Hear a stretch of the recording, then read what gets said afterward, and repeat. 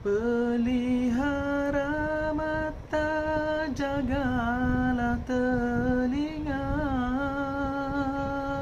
kawallah lidah dari yang sia-sia. Fikirkanlah yang mendatangkan faedah, hubungkan hatimu dengan Allah. Assalamualaikum warahmatullahi taala wabarakatuh. Alhamdulillah, syukur masih lagi kita berada dalam bulan yang mulia, bulan Ramadan. Maka itulah sedikit sebanyak nasihat Ramadan yang boleh kita refresh atau renew untuk kita pelihara teruskan. Pelihara mata, pelihara lidah, pelihara telinga daripada benda-benda yang sia-sia. Kalau zaman sekarang, kalau kita buat lirik, peliharalah jari jemari ataupun diri daripada handphone dan social media. Pelihara jari dari social media. Ya. Maka apa-apa nak fikirkan, otak pun perlu dijaga. Fikirkan benda-benda yang berfaedah sahaja. Dan juga agar dalam bulan ini kita dapat eratkan hati dengan Allah SWT, dan juga agar kita dapat hubungkan hati kita dengan Allah Subhanahu Wa Taala. Bukan saja dalam bulan ini, ia adalah sebagai madrasah, sebagai training agar sepanjang 11 bulan selepas ini kita terus amalkan apa yang kita amalkan dalam bulan yang suci ini, insya-Allah. Sekejap ya, lupa nak matikan. Alright. Okay, bismillah. Jadi hari ini insya-Allah qala Syekh Mu'allif adamullah nafa'a bihi wa bikum fi darain amin, kita sambung dengan kitab Amalan Sedikit Pahala Berganda. Rabbi shrah li sadri wa yassir li amri wahlul 'uqdatam min lisani yafqahu qawli. Qalu subhanaka la ilma lana illa ma 'allamtana innaka antal alimul hakim. Masih lagi dalam bulan Ramadan, jadi masih lagi kita boleh update lagi dan upgrade lagi amal ibadah kita. Antaranya adalah solat 4 rakaat sebelum zuhur dan 4 rakaat selepas zuhur. Qabliyah sebelum, ba'diyah selepas. 4 rakaat sebelum zuhur, 4 rakaat selepas zuhur. Jadi waktu zuhur tu kita semayang 12 rakaat. Berat Ustaz, apa yang kita mampu kita buat. Ni banyak ni nikmat Allah dah kasih. Allah dah kejut pagi, Allah dah kasih nikmat keluarga, nikmat rumah, nikmat kesihatan. Banyak sangat tak terkira nikmat yang Allah curahkan kepada diri kita. Jadi kita cubalah mana-mana yang kita boleh. An Ummi Habibah radhiyallahu anha anna Rasul sallallahu alaihi wasallam kana yaqul man shalla 4 raka'atin qabla az-zuhr wa 4 ba'daha harramahu Allahu 'alan nar. Atau kama qala Rasul sallallahu alaihi wasallam. Masya-Allah, ibadah hacks untuk mengharamkan diri daripada neraka, inilah antara amalannya. Daripada Ummu Habibah radhiyallahu anha, sesungguhnya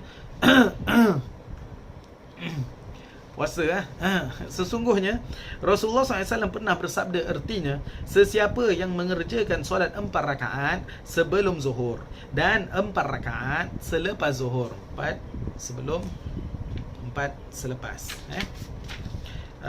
Allah akan mengharamkan neraka baginya. Masya Allah, tabarakallah. Kama qala Rasulullah SAW. Jadi cara beramal dengan amalan ini adalah 2 cara. Yang pertama, kan dia 4 rakaat, jadi boleh buat 2 rakaat 1 salam, 2 rakaat 1 salam, atau 4 rakaat sekaligus macam zuhur pun boleh, ikut mana yang mudah dan senang. Untuk yang 2 rakaat, mulakanlah, kerjakan 2 rakaat dulu dengan lafaz usolli sunat az-zuhri raka'atain lillahi ta'ala. Saja aku solat sunat zuhur. Sunat zuhur maknanya sebelumlah. Sunat zuhur 2 rakaat kerana Allah Subhanahu Wa Taala. Kita baca surah Qul ya kafirun dan qul huwallahu ahad pun boleh.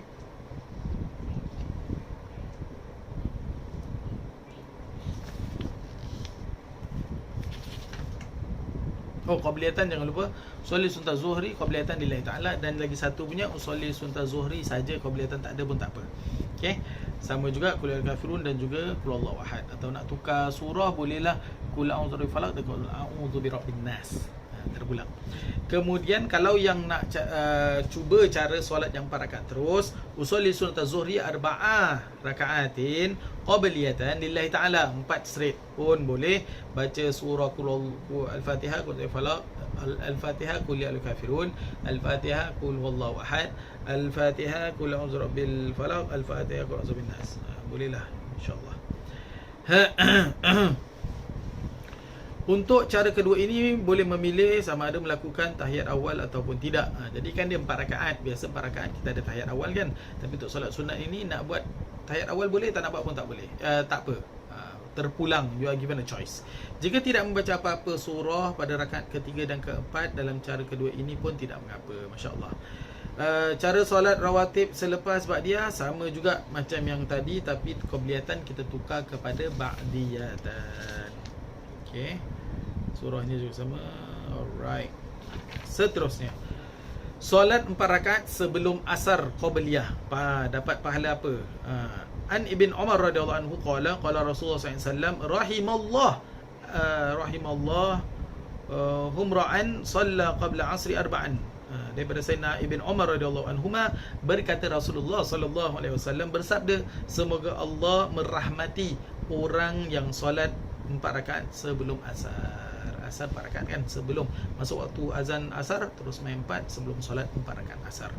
Dapat rahmat Allah SWT. Bila dapat rahmat Allah, settle lah kehidupan tu, tak ada susah mana, barakah kehidupannya. Wallahu ta'ala alam. Antara hadis yang lain yang menyebutkan keutamaan solat ini, qala Rasulullah SAW, man shalla 4 raka'atin qabla al-'asri harramallahu badanahu 'alan nar. Juga ya, atau kata Rasulullah SAW, sesiapa yang solat 4 rakaat sebelum asar, Allah akan mengharamkan badannya daripada api neraka, insyaallah. Okey, panduan amalnya juga sama seperti apa yang dinyatakan tadi. Boleh sembahyang 2 rakaat, boleh juga solat 4 rakaat straight. Ya, wallahu alam. Seterusnya, solat 4 rakaat selepas isyak ba'diyah. Okey. So kita dalam bulan Ramadan ni kita cuba 2 rakaat sebelum subuh, kemudian sembahyang subuh, kita cuba solat isyraq, lepas tu solat duha, kemudian nak masuk zuhur 4 rakaat sunat sebelum zuhur, kemudian solat zuhur, kemudian 4 rakaat selepas zuhur, masuk solat asar 4 rakaat sebelum asar, 4 rakaat asar, masuk isyak, selepas isyak sebelum tarawih kita sembahyang 4 rakaat. Kita cuba yang tak pernah kita cuba at least sekali dalam semua hidup. Cubalah ya. Nabi SAW bersabda dalam sebuah hadis, Sayyidina Ibn Umar radhiyallahu anhu berkata, Rasulullah SAW bersabda, siapa yang solat isyak secara berjemaah dan solat 4 rakaat selepasnya sebelum dia keluar dari masjid, adalah ia sama seperti pahala melakukannya pada Lailatul Qadar. Masya Allah, dapat pahala seperti beribadah di dalam Lailatul Qadar. Masya Allah, Masya Allah, Masya Allah. Para ulama mengatakan mengerjakan solat sunat 4 rakaat selepas isyak ini tidak mutlak solat isyak berjemaah dan di dalam masjid. Ia boleh dilakukan di rumah. Nasib baik. Boleh. Jadi jangan terlepas daripada mendapat pahala bagaikan beribadah di dalam Lailatul Qadar. Masya Allah. Mudah-mudahan dengan amalan yang kita buat ni dalam bulan Ramadan, dapat kita diizin Allah SWT beribadah pada Lailatul Qadar. Masya Allah. Ia boleh juga dilakukan di rumah atau tidak secara berjemaah berdasarkan keumuman hadis lain, yang di mana sabda Nabi SAW, arba'un qabla zuhri ka'idlihinna ba'dal isya' wa arba'un ba'dal isya' ka'idlihinna min lailatul qadar. Atau kama qala Rasulullah SAW, 4 rakaat sebelum zuhur seperti sama pahala melakukan selepas isyak, dan 4 rakaat yang dilakukan selepas solat isyak seperti sama pahala melakukan pada Lailatul Qadar. Dan dalam sebuah hadis yang mauquf daripada Sayyidina Abdullah bin Amr al-As radhiyallahu an berkata, siapa yang solat 4 rakaat selepas isyak, solat 4 rakaat itu nilainya seperti 4 rakaat solat yang dilakukan pada Lailatul Qadar. Masya-Allah, tabarakallah. Jadi kita tengok, 1 rakaat yang dikerjakan pada Lailatul Qadar pahalanya bagaikan 30,000 rakaat pada malam yang lain. 30,000 rakaat, mana kita tak mampu nak buat. Jadi ada pengajaran ini kita ambil, kita buat.